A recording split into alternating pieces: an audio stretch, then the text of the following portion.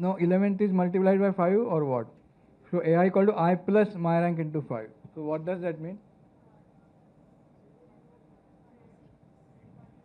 So what will my rank 0 do? For my rank 0 it will be 0. So AI will be I, and that will be from 0 to 4, 0, 1, 2, 3, 4. What about my rank 1? My rank 1, what will it do?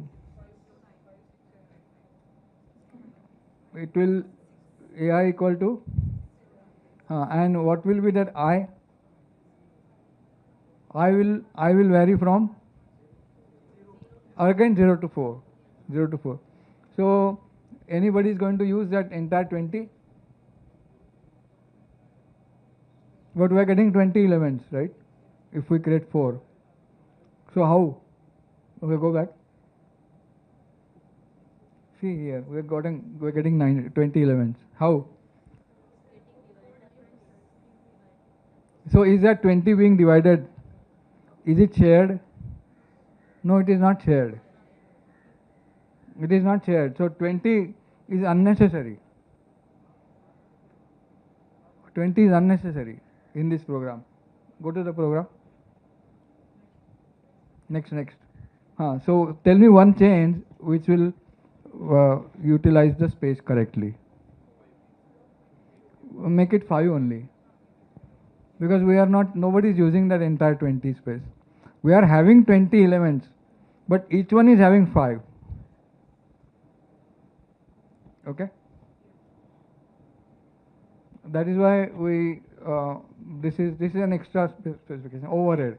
No, so 20 elements in the end we are getting, but 5 from each on 4 processors. So each one can have 5 only. So that 20 is not necessary, 5 is sufficient. Okay, next. So knowing the number of processes, a program while executing may want to know how many are there in the system. And why would you like to do that? Can you give me a reason? So at runtime, when you are running, you want to know how many processes are executed. Develop proper memory. So you can use proper utilization for your case if any. In other words, yes. It will help in synchronization. Not deadlock. It will help in synchronization. Synchronization, deadlock, there is other better reason. Load balancing. I know there are 10 processes, I can divide arrays, my data into 10. Or if it is uneven, then maybe give half and then 10 from there, and then somebody finishes early, I can give more. So I can do load balancing. So load balancing is the thing. Now let us see how it is done here. Simple idea. So look at this execution. You want a zoom? Okay. So 5 processes running in the system. Now why is it being printed 5 times? That statement, 5 processes running in the system, is being printed 5 times. Why?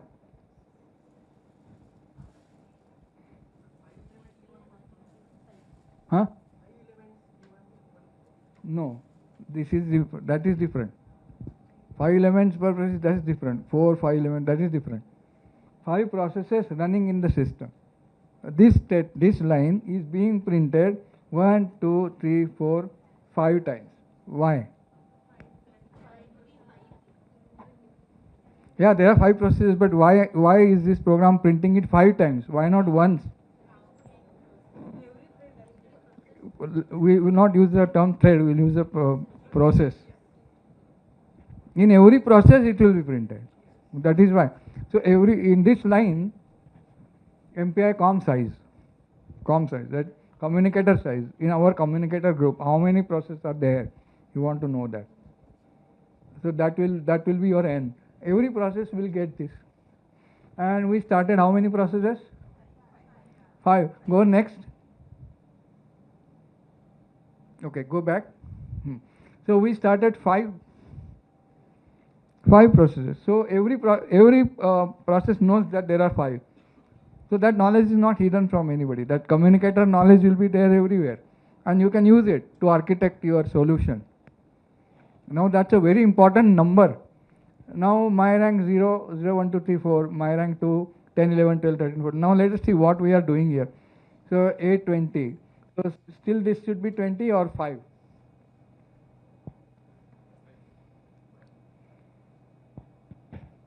Can it be 5?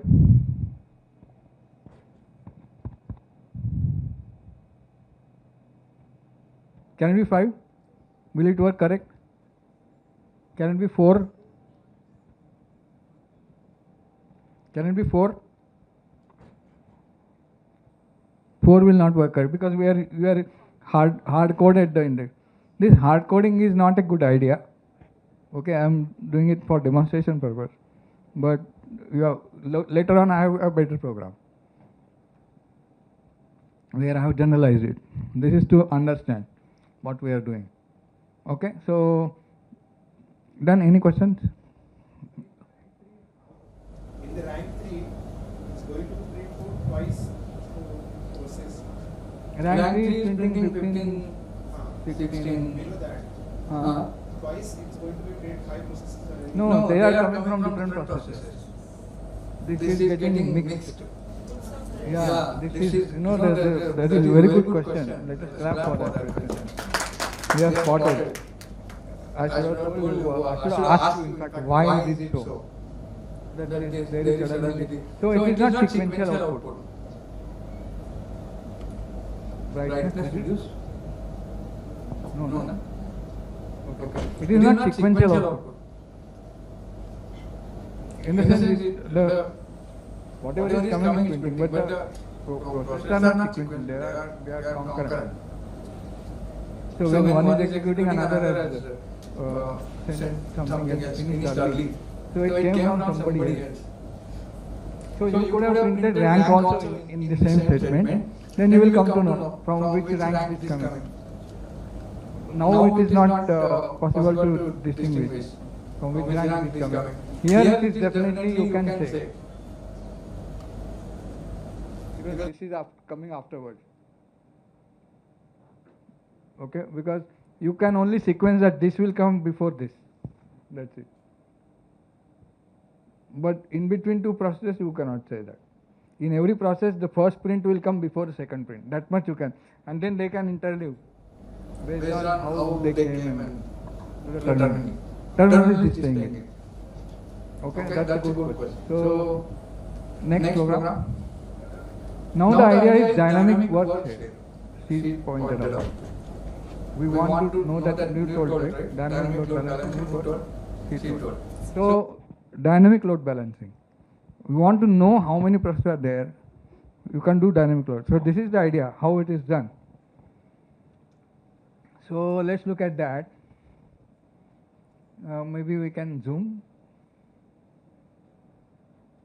On the left screen, yeah, on this one, yeah, zoom, go to right, take to right, yeah, zoom out, okay, take to right, sorry, left, okay, that's all, I think cropped maybe, okay, so let's see what is happening here.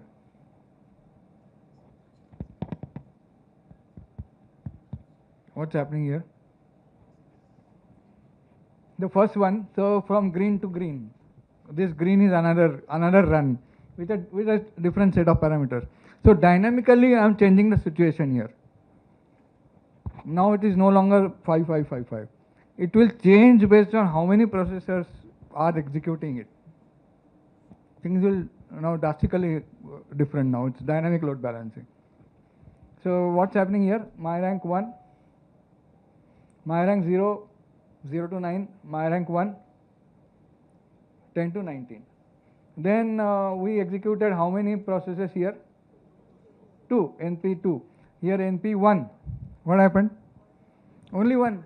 There is nothing else. So you do the whole job. Go up. Now you have a NP4. Go up. So you got 4 and each one got 5. Each one got 5 jobs. So there are 20 jobs. Each one got 5 jobs. Go down.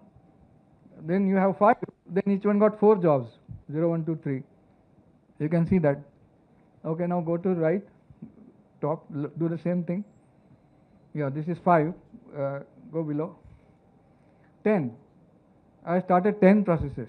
So there would have been just 10 8 out outs running there. And zoom this. So each one got 2 jobs. Now how was that done? Next slide. And you can go to present mode.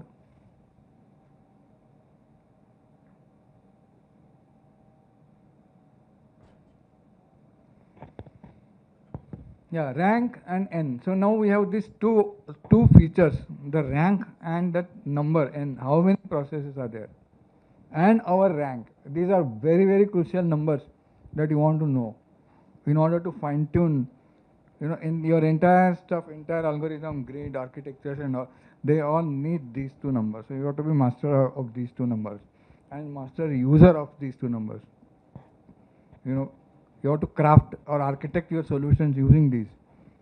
Very cleverly, you can write good programs. So see what we are doing here. 20.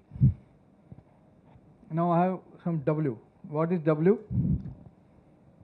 Work size. N I am getting. N I am getting from MPI. N is telling me, okay, there are 10 processes, 5. I'm giving it as a perfect divisor to reduce complications. 2, 4, 5, 10. 20 by n, work size. Now we get our rank also. We got n, we got work size. So who will know this work size? W? Every process will know. That will be same. Now my rank, now for int equal to 0, I less than W. Now you do the same thing. Now what are we doing here?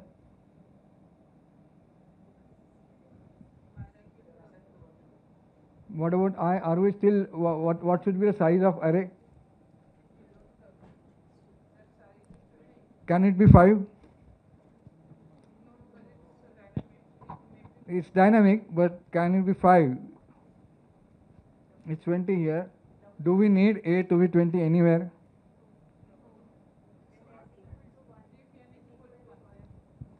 If rank is equal to 0, then, but you are starting from 0, going up to W, I plus plus, AI, so you are not changing the index. So we have only created work, but 5 only. Dynamically, our work has changed. We have created different work. If n is equal to if n is equal to 1, then what will happen? Right. So that 20, that then if n is equal to 2, yeah, so that's the max. If n is equal to 4, we don't need it. So ideally, what would you want to do is dynamically allocate it. Then you can change A to in star A. I think the next program does. So I think let us clap for this beautiful answer. Yeah, you have spotted it. So this is the way you actually engineer your programs, and you need to know how much space you need.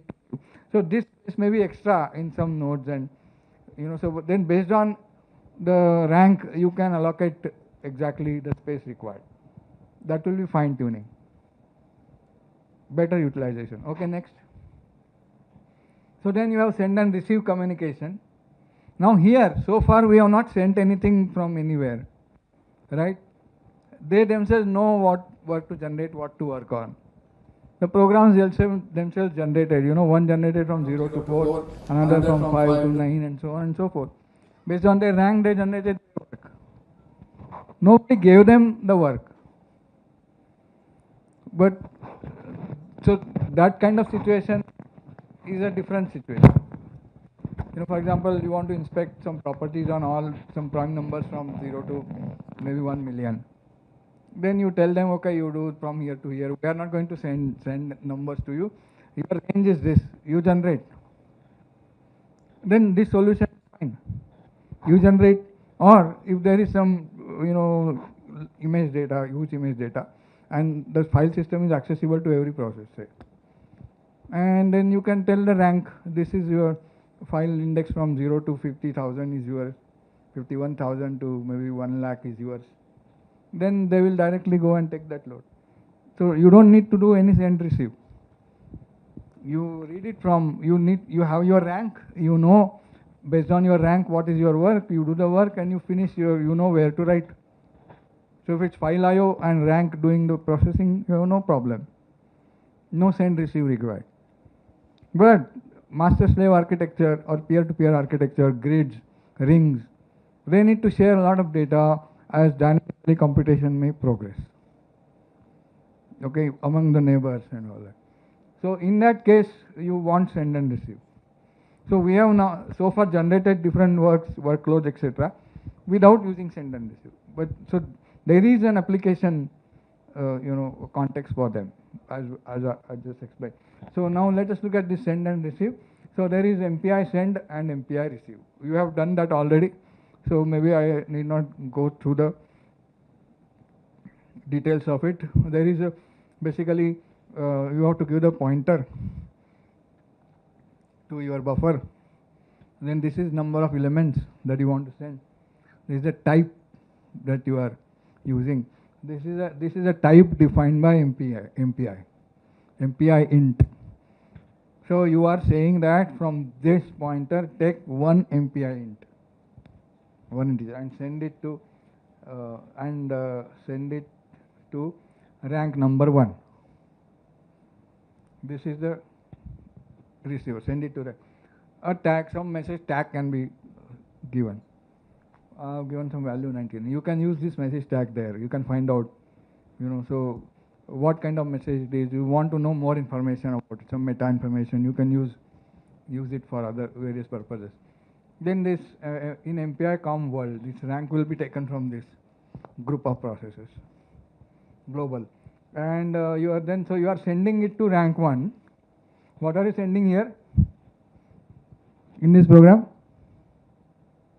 One integer, 100, and you are receiving. Now you are receiving again in S, one integer from rank 1, some tag whatever they are sending, and in the group MPI COM world, and the status of the receive operation will be here. So in the status you can know from where it came.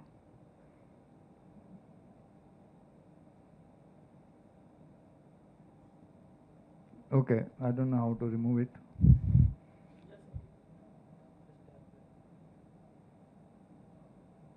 Yeah. Okay. Yeah. So then see out S. Else, now what does this else stand for? No, no, no, not receive. It is else is for what? From a rank other than 0. If your rank is not 0, my rank is 0, we send a number and wait for a number. Otherwise, we receive a number and square it and send it. So this is crafted for 2 processes only. If you work it with 4, 5, things may not work. It's crafted for 2. It's not crafted for n. If you want to craft a solution for arbitrary processors, arbitrary workloads, you have to generalize it with those numbers and fine tune it. This crafted for 2. So you receive n from rank 1, one integer. What is this 0? Sorry, you receive 1 n from rank 0 with this tag from this group of processes, and your receipt status will be here. I'll show you how this status can be used later in another program. Then you square it and you send it back. Now if you send here, you receive here. How come? Send statement is coming afterwards, receive statement is coming before. So how will this send be received in this receive? If this question is a valid question to you, is it a valid question? What is the answer? Yeah, it is based on the rank. It is not a sequential, you are not executing, you either execute this or this code in every process based on the rank. So in the other rank, you will do this and terminate. In 0 rank, you will do this and terminate. In rank 1, you will do this and terminate. So next. Back, I think there is no screenshot for this, right? No screenshot? Okay, there is no screenshot for this. So you will basically end up sending, I had it actually, I don't know where it is gone. Back. Yeah, it is like something like this. No, that one, no, back. Something like this. You get that 10,000, that's all. So you are using your, what have you done? So go back now. Go back. So what have you done? You have developed a server and a client. And the same C program is working as server and client both. You have developed a server which squares a number and a client which sends and gets it. So easy. So you can develop your services using MPI also. If these involve numbers, there are more richer data types. Next. So this is the send, MPI send, and next slide shows receive. Next. Then we have these data types, standard data types. MPI allows. This is a old proposal. Okay. So MPI char, short, int, long, unsigned, all that, and these are the mappings in C. In C, they should mean something. So they are like this. For every language, you have to provide mapping. MPI will give you this. If I'm using MPI int, what is there in C, that stands for it. If you want Python, you have to give this table. Okay. And if then its sizes are incompatible, then it will be problem. So you have to give a perfect table where things will not go wrong. Okay, that is the idea of this table. So this is a portability. Portable, MPI standard data types. In Corba also you have these defined. They call it interoperability. It's about function calls also. Okay, on top of data types. So next. Okay, wait, no, back. There is one interesting MPI packed.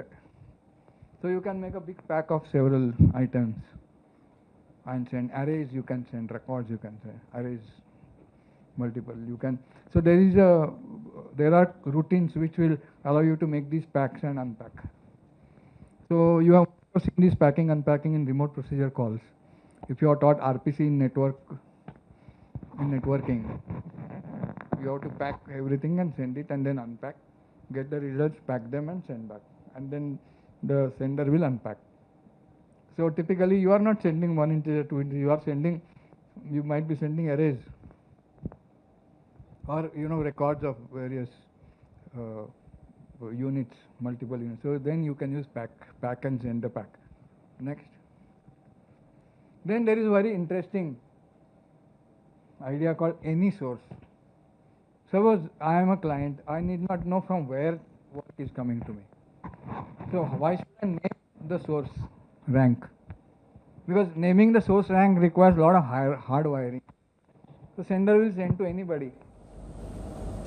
Now I can receive from anyone. So then MPI introduces this MPI any primitive, MPI any source. So here in the last program we had mentioned, so what was the number here in MPI receive? 0. And here 0. So here now MPI send is sending to 1, but 1 doesn't know from where it's coming. 1 doesn't know from where. So you are saying MPI anything, I will receive something. So work can come from multiple masters or neighbors or anybody. And then you take the work, finish it, and then you need to send back the result to the same process from where it came. So how do you identify? Because it came from any. So how do I identify from where did the work come? Do you have any idea?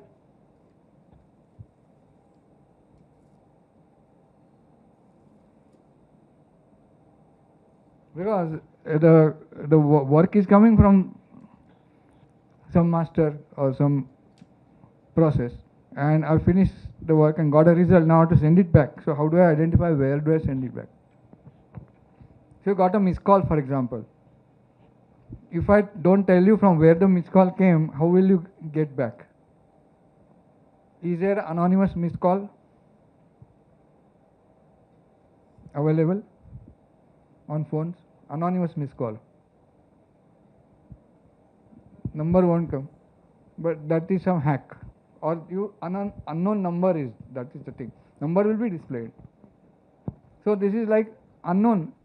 Source is unknown. Any source. So how do I send it back? Do I send to any destination? Then it will go anywhere. So I have to send exactly from where it came. That is why the status is important. In receive, that is why the status is there. You define the status object and you give a pointer to that, and you will fill it. That status will get filled up.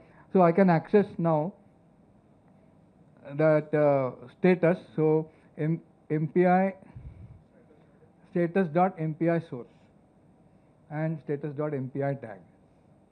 So I supply it. So from wherever it came, you send it back there. So this is a very natural primitive. So that way MPI has really evolved with this interesting, simple, tiny set of kind of abstractions, but very powerful, and that somebody actually needs. Somebody who wants serious parallel programs with architectures, interview-one architectures needs. Okay, so this is the output of this, and it's the same output that you get in the previous program also. Next. Then there is a broadcast also. So you want to broadcast same value to multiple. Why would you need it? Where is the, suppose I give you broadcast, I give the same data to each process. So it's a 10 process. Now where will there be parallel computing? What kind of application may use it? Same data everywhere. Broadcast.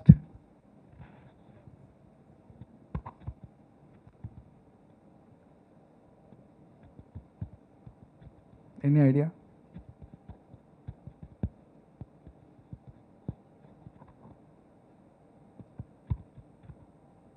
Okay, so one thing simple is, suppose you send a big image and every rank knows which part of image they should do. So you are saving yourselves by cutting the image and sending differently to different. Or suppose you are doing some big tree search, etc. And then you are generating trees, you know the algorithm, each rank will know how to divide themselves from the root. Then you can use this broadcast. So you can give the entire data, but each rank typically would know the portion to work on. Or you are expanding from it, on it. Or you are performing different operations on it, and then you will do an amalgamation of all those operations. Or it could be done for redundant computations also. Redundant computations. Then you take a vote. There might be different algorithms working. Say AI, typically you may want to use different models. So each program may be a different model on the same data. Now their results, you will get the results, and you compare, you get the best, you vote and get the best. So not that redundancy can be also for fault tolerance, or it can be also for quality. Okay, and multiple options. So for various purposes you may need it. So this primitive is there. Next, when some more primitives, you have non-blocking operations, non-blocking send and receive. So non-blocking receive, how does it work?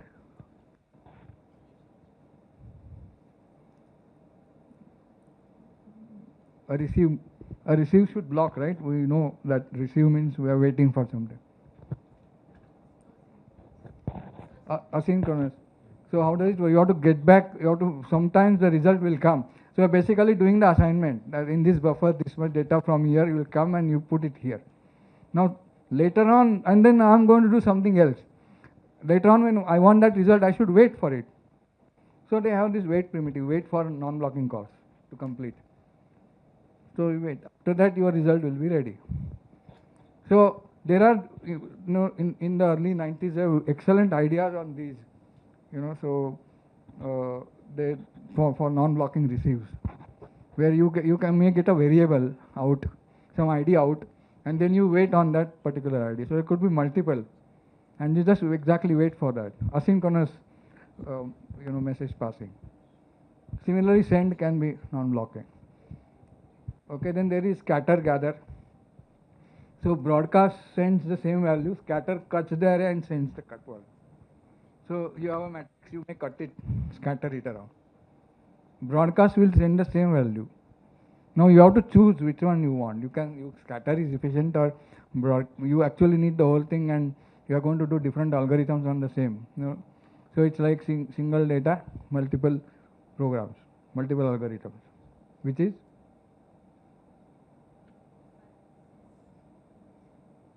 MISD, SIMD, or MISD. Program is instructions. I am running different algorithms on the same data. Yeah. So you can, in fact, use this for all these various. So based on the application, what you are doing, that will tell you what is the architecture, what are the primitives. Then you will get the most efficient and suitable solution.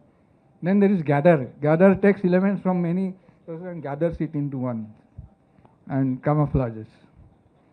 So scatter, gather. Okay, and then the wait for non-blocking. Next. Now comes, so we are now in the last maybe 10-15 minutes. So these two figures you have to keep it in mind. When you write programs, speed up how fast you got it, and utilization, how much you have utilized the computer. For example, I can take GPU and I get 100 times speed, but my utilization may be very bad. I am not using all the units. They are idle. So I can have, if I utilize more, my speed up might not grow that much. Why?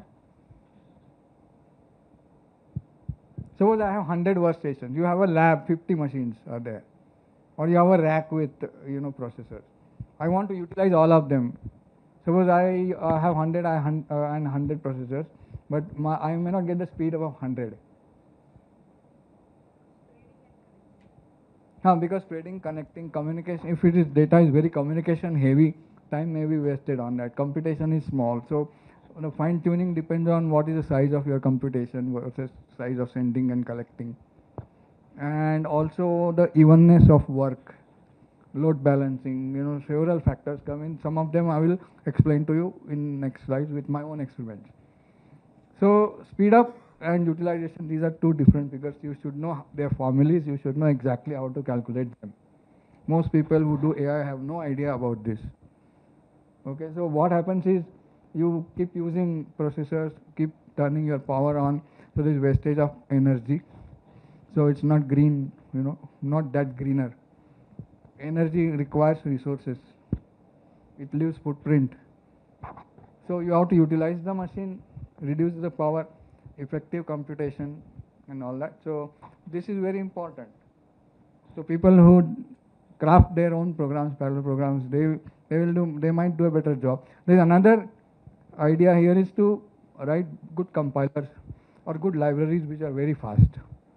So programmers typically all programmers may not be aware of the sophistications of architectures and programming, parallel computing. But those who develop the libraries, they are CS people. So they can develop fast libraries on a given architecture. Next. So this is our paper in 1999, it got published, IEEE Transactions and Software Engineering, the journal paper. This came out of my PhD thesis, Anonymous Remote Computing, Paradigm for Parallel Programming on Interconnected Workstations. So I started working on it about in 91, when I was in CDAC Bangalore. And then I continued this. The initial ideas were hatched in CDAC in my master's thesis. And then when I went to IIT Madras, I developed it as a full-fledged framework. So this is something better than MPI MPI still you need to do the tasks and do the communication. In anonymous remote computing, you need not do any of that. So I developed it on top of the Unix networking protocols. And like MPI, I have my own set of my own library for all these communications, packing, unpacking, sending types and all that. Okay, that library is still working. It is about, I developed them in about 94 or something, so must be now more than 30 years. So it's still working. So that is because Unix is stable. Once it did not work, when I was developing them, once I got an error, it took about 1 month for me to fix it. Because a new version of the operating system came and they had switched the arguments in a system call. So it took me a lot of time to find, because in distributed computing, errors don't repeat. It's hard to regenerate the error in distributed computing because of the timings. Okay, and I was running my programs on networks of cluster stations, a cluster, and they were all loaded. It was like 15, 20 machines, or maybe 20, 30 machines, on workstations, with all students working, and it was live setup, and my programs used to work.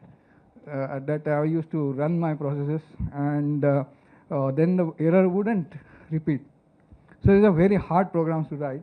So this is our the result of that. Is a major result that we got. So this work I started in about 92, and the initial ideas I took from developed in C.DAC in 1991. Dr. Basu was there at that time. He is no more now. So I did my master's thesis with Dr. Basu and Professor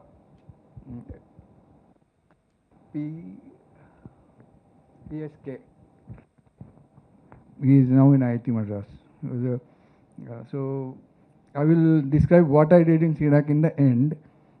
It was a very sophisticated load balancing algorithm that ran on the very first supercomputer of India. I'll tell you what I did. So this one, okay, next. So I'm going to show you how to do performance analysis, how to fine tune your programs, and how to look at utilization and speed ups. So we had these 4 big workstations at IIT Madras, and I profiled the load average from morning 8 to midnight. I ran my servers on these machines to find the load and look at the load. So most of it was about after 2 o'clock students would come, and up to 6 o'clock they would work, and then they would go for dinner, and then they would come up to 10 o'clock. After that it was low, and in the morning after 10 suddenly there would be labs, and this is the lunch break. So the most of the peaks were at 4 o'clock. Okay, so this I got. Now what do you get from this picture? As a engineer of as an architect, solution architect of parallel programs, what do you read from this figure? Can be executed. So load averages are now there are these 3 where load averages are very low, and this particular seems to be extremely popular. Now these are underutilized, you can say. One can utilize them whenever there is load average. Then when load average is very heavy, you should remove your parallel computing from that. So can you write a program which will be sensitive to load? If suddenly the load increases, you have to move it elsewhere. So the dynamic scheduling is very, very important. Now is it dynamic self-scheduling, or dynamic scheduling, centralized scheduling, or dynamic distributed scheduling? So there is a lot of work that has happened in this, and you can take a look at it. Next. So I just have some pictures to show. So this is typically, you would report your performances. Here it is a heterogeneity load test. Okay, so these are the machines at that time: IBM RS6000, Sun Spark, Sun 3x60, Sun 3x50. Number of hops taken, So this is for a particular program you executed, and number of hops means the task regenerates. So this was a fast machine. It took 33 load. This took 18 load. This took 17 load, and look at the processing times. They are around the same. So I fine-tuned the program such that a lightly loaded processor took more computation, and a heavily loaded took less. And finally, I showed that they are quite close. So task imbalance was 0.15% average. The utilization was about 85%. Total processing time was 661. So till everything was over, you have to wait. Okay. So this is the very detailed, very detailed snapshot of what happened in the system. Next. So there were 16 processors, and they were all workstations. This is something called load adaptability test, where you are giving load imbalances. So 4 processors, 8, 16. So as the scale goes up, what happens to your utilization? So I have showed that we are able to maintain the utilization even if the scale goes up. The same program runs. Next. This is kind of no load parallelism test. When there is absolutely no load, what is happening is a matrix multiplication. Speed up that you got. With 2 processors, you got 1.46. With 8, you got 6.24. Okay, and how many nodes? 4, 5, 8. So this is you are changing the task size and you are changing number of nodes, and you are looking at the speed ups. Speed up for PVM. So PVM was there before MPI. So MPI became more popular after all this around the same time and afterwards. PVM was there before it, so I compared with PVM. So I got almost probably little less than PVM. Maybe PVM also was running on the same setup, but it could be more efficient implementation. I reported whatever I got there. Next. This is no load inlining test. On the same processor you run. Suppose you have, we did that experiment in one of the slides, where you give n as 1 only. Then you end up running the whole thing locally. So your program is adaptable to run on any number of processors starting from 1 onto any. If you properly tune that W and N, those 2 numbers, and use the rank properly, you will get the distributions, the static distributions. For dynamic distributions, you have to keep communicating continuously. Okay, so I got this much slowdown. If the task size is small, the slowdown is high, 3%. This is because of the overhead of the parallel computing primitives. I'm checking how many are there and all that, and using the server call services. There are servers everywhere, and the server has to be used to check whether there is anything available. If nothing is available, then you schedule it locally and finish it off. So that extra stuff required had this slowdown 3%, because the whole task executed in 2 seconds. In 2 seconds, this will be much faster now. At that time, this is 30 years ago. So this took 129 seconds, and this took 130 seconds. So the slowdown was less, because the task size was more. So you can see that almost constant time is required for the overhead. So this proved that the implementation was efficient. Next. So that is where we got that paper, 1996 Transactions on Software Engineering. Okay. So then there are couple of other papers like that. So there, if you go through the paper, you'll come to know that we are not doing explicit send and receive. So we have some C abstractions where you specify your computations, and internally the servers will take it out. And MPI-like framework is at the lower level. So that time MPI was not there. I developed my own. So that library is still there with me. And we got some excellent results there, and call it anonymous remote computing, because you don't know where the tasks are going. Now, interestingly, the same ideas are coming back again, and That is why we are again meeting for MPI and parallel computing. So this is kind of exciting because I have almost like stopped working in this area for a long time. I've moved into several other topics like refactoring, process engineering, Petrinet modeling, and even computational musicology. But this parallel computing has been my very old passion. And sometimes we do some projects, but now I think this is probably again, one would like to look at them again because AI computations are becoming highly inefficient. So this old knowledge has to come back. And because engineering itself, people don't know how to do. So you are having courses and you're discussing about them. So I think one thing is use cloud and put it to the cloud will do it. But you have to know the ideas, foundation. Can you develop these? Can you take a rack or GPU and actually develop an efficient implementation, or take an algorithm, one algorithm, and do it faster and plot these graphs? So this is what is important to find out what goes on in the system. So this is, I would just like to tell you my prior work before this, that is on 91, 92.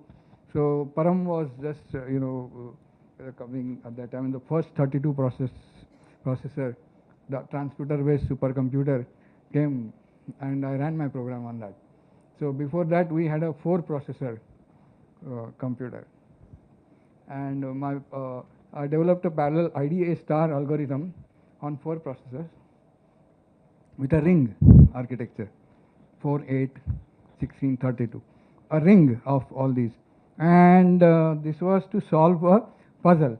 You might have seen that 15 puzzle, 1 to 15, one slide empty, and you keep moving and start with a random position and find a solution.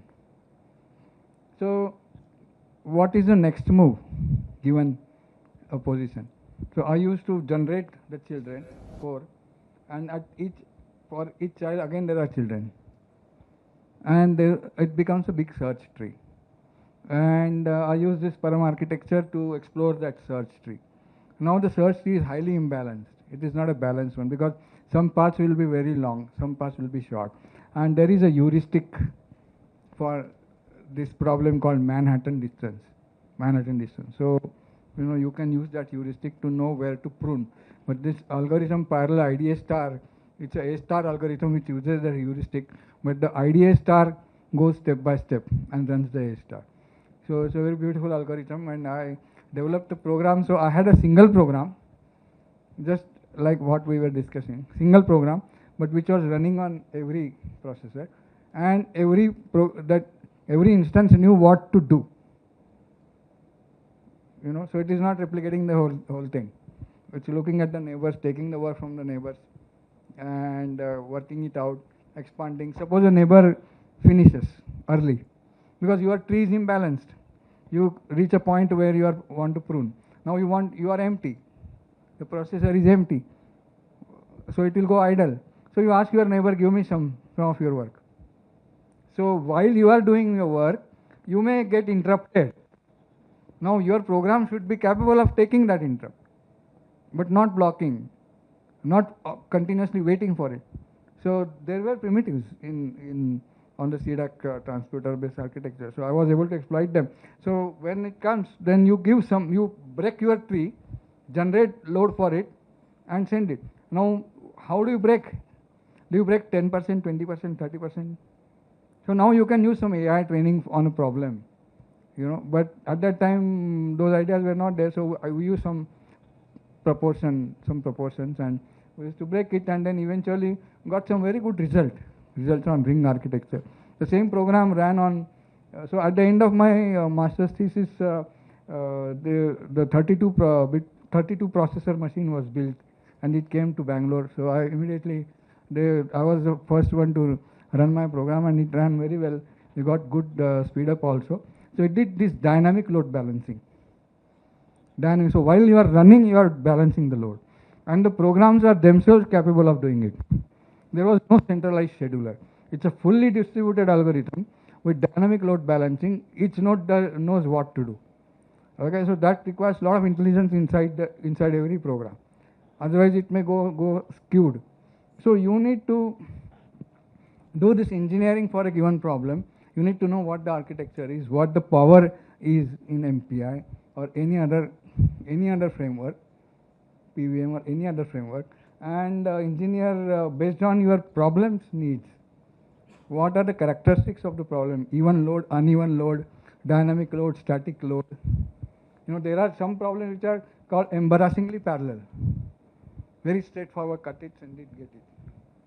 But there are hard problems where you do not know when it's going to stop, when it's going to converge. You know, there are big problems like atmospheric modeling and also. They do these things in Bangalore as well. So here I would like to end. So here the same program executes on all nodes but works on different workables, and I would like to end here. Thank you very much. Last slide, some references. I'm not given all the detailed list, but MPI papers, docs, art papers from our previous work. And then later on we developed an ARC implementation. We got some Microsoft grant to develop ARC on Microsoft. So I had a couple of students and a project assistant who developed ARC implementation on C#. .NET. It's available. We have made it available on my homepage. You can download it, and if you want, you can run your experiments. Then we also developed an ARC, re-engineered ARC on Linux, and that is also available on my homepage. It's a beautiful documentation, architectures, and all, you know, software from software engineering point of view. So there are 2 ARC implementations available on my homepage. My original implementation that I wrote.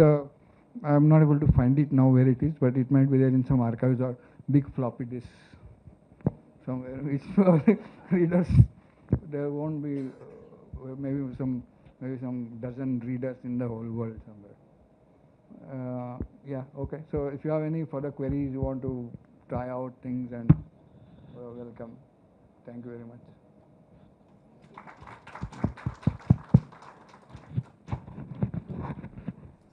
Questions? Yeah, any questions? Any questions from the audience? Yeah.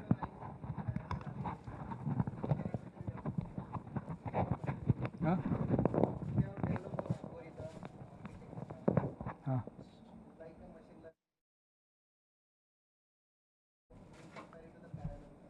Huh. So okay, good. Yeah. Good, very good question. So parameters on the for the algorithm from algorithmic point of view are they different. It's like precision recall, and from parallel point of view, it's speed of utilization, time taken, energy footprint, power you can measure. Can you get the same accuracy with less power? So then you can get papers on energy efficient computing.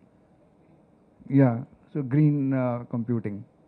So there are algorithms which are better from that point of view and may give you close results.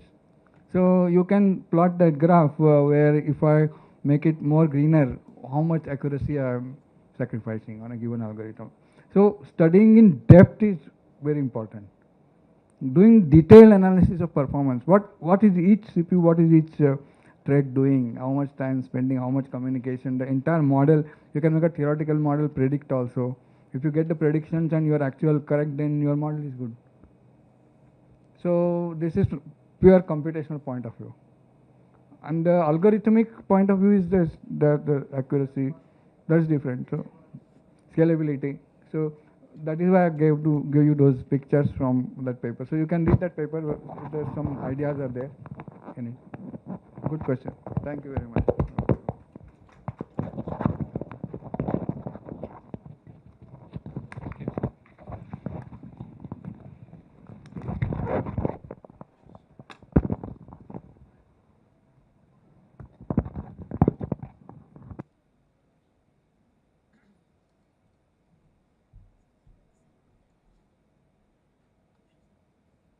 So on behalf of computing departments and National Institute of Technology, CDAC and Virtual Engineering, I thank you, Dr. Rashikeet Joshi sir, on giving an enlightening talk on MPI and parallel computing, parallel programming, right?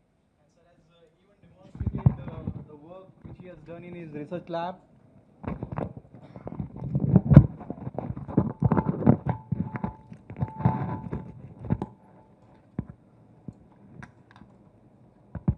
Sir Sir has also demonstrated his work done in his research lab, right, and across all state-of-the-art model and old modeling also he has covered. So I personally thank sir for a valuable, insightful session. Definitely it will be helpful for all participants. Thank you so much, sir. I request Abhijit sir to please. Nice. Help करो जरा sir ना.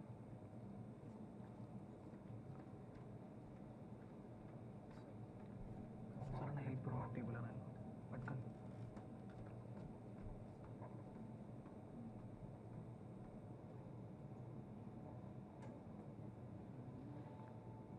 Please be seated. Last 15-20 minutes only. Yeah, meanwhile we'll play. हाँ करायचं ना. पास करू लगेच. म्हणजे start झालं का मीच करतो की आताच करू. बरं ठीक आहे ठीक आहे ठीक ओके.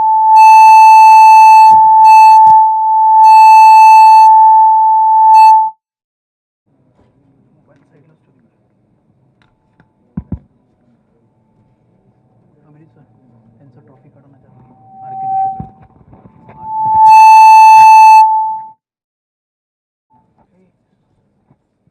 मला लागणार आहे.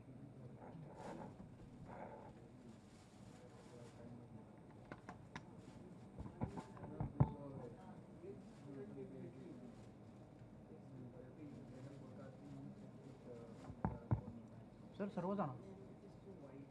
हां द्या ना द्या.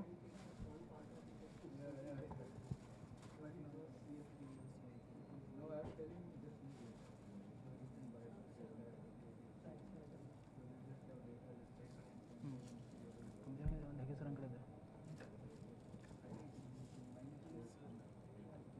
लेटर आतमध्येच आहे.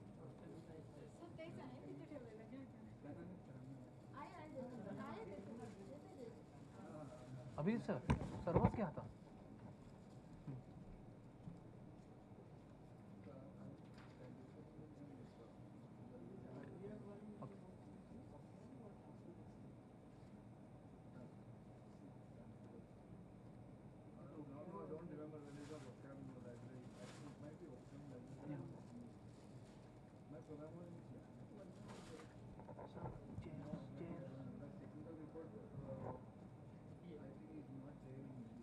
तीनच घ्या सर तीनच घ्या.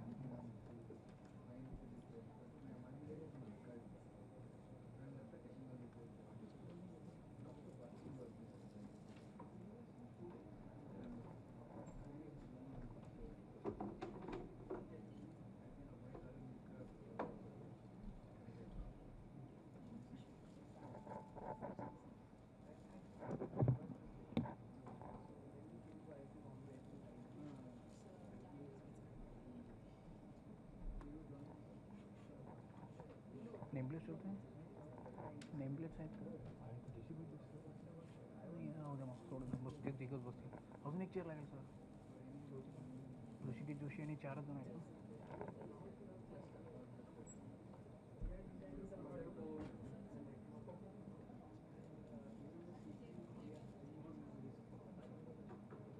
नाही नाही नाही.